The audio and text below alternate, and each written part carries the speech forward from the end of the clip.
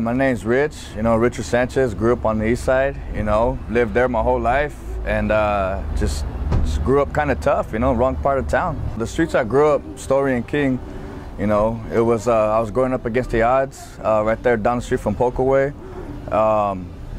And it was just, it was rough going to school every day, trying to get to school, get chased home.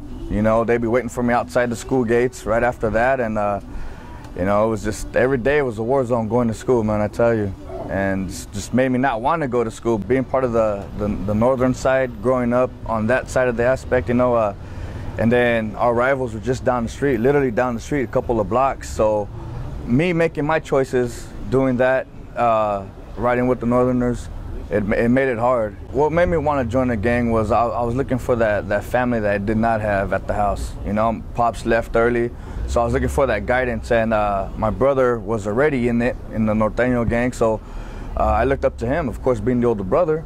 So I wanted to be just like him, and I ended up doing that, and I was successful at that. Fighting all the time, going to jail, pushing drugs, stuff like that, a lot of guns involved, stuff like that. Police activity all along my house, getting raided a couple of times.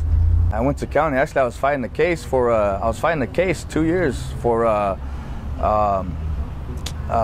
attempted murder case, yeah. I was in county for 2 years fighting that case. 4 of us, one of the guys finally admitted it. But the cops came to me and said, hey, you're the youngest one. Your boys are gonna look at you and say, hey, you take the fall. You're the youngest one. So the cops were trying to get me to talk. And I was, 16, man. I was scared, But I felt I had to prove myself and be down. And so I said, okay, yeah, it was me. Turned out the cops came to me and they said, hey, you know what? Your boy already took the fall, for being there. I was already on probation. I ended up going to the farm for a little while, doing a little 2-year stretch there, and while in there, it was on and popping too. So it wasn't like, hey, you do your time and get out. It was like, hey, this is what's going on in here. It's a new world. This is what we're doing now. This is who we got funk against, and it's time to roll. So I had no choice. I was in a program out there at Elmwood, and I was sitting on my bunk, top bunk, and I was just looking back at my life, and I'm saying, man, my mom's not gonna be around forever. My brother Anthony, my family, basically not gonna be around forever. I go, this is what I want? Is this what I want to do? And I just, I thought to myself long and hard, and I said, nah, I got to make a change. When I want to do it, I don't know, but I'm feeling that it's coming. Time for a change is coming. I called Enrique, man. I talked to him on the phone, and he's like, hey, you know what? It's a good time as now. If you're really getting them thoughts, maybe it ain't for you. And I felt, deep down in my heart, I felt it wasn't for me, man. It wasn't for me. I put my mom through stress. My pops all of a sudden came in my life and said, hey, what are you doing, son? And I said, man, you were never here.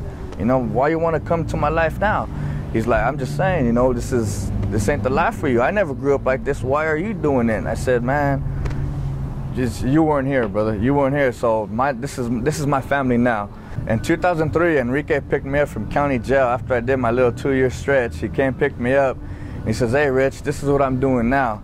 He's like, I need someone like you who's been behind there to come out and speak about what's going on in there and what not to do, and to let, and Enrique said, this is what's going on now. Let me help you change your life around, because life has more to offer than the life you're choosing, the path that I'm going now, or was. Because I noticed the changes that Enrique made, and Enrique was just as solid that I was, and seeing him going through the things that he went through in the streets with me, we're in the same gang. Now he chose a path, and I chose to keep going. Now when I come out, I saw him, and his whole change, his whole aspect in life was doing everything for the right cause, to help kids out like us who didn't have that opportunity. So it made me feel like maybe if I could just talk to these kids and let them know what I've been through, if one person could just hear my story and be like, hey, that's what I'm going through and that's how I'm feeling now. If I could just pull that one person out of a group, that means everything, man. Put me in front of a class at Ballerman and wanted me to talk to the kids at Ballerman, man, and I wasn't ready for it. I was nervous, so I just walked in front of the classroom, talked about my life. I even got emotional and almost started to break down because of all the stuff that I've been through. But Enrique looked at me and said, hey, bro, keep going. So just him being there, supporting me alone was enough to just get me to change. I believe it was the first banquet or something like that Enrique had, and it was inside one of the downtown centers where I thought I'd never step inside to, you know, and then everybody, we had politicians there, sheriffs there, and I'm walking in with a shaved head, fresh out of jail, like, man, I'm not supposed to be here. And Ricky's like, hey, bro, your seat's right in the front, you know, come sit down. He treated me with like I didn't do anything wrong, you know, like, here, this is the new life, this is what you got, this is the path for you, you know, this is what you have to do now. Come out here, talk to these kids, and show them there's a different way, and that you were a product of your environment, and there is change.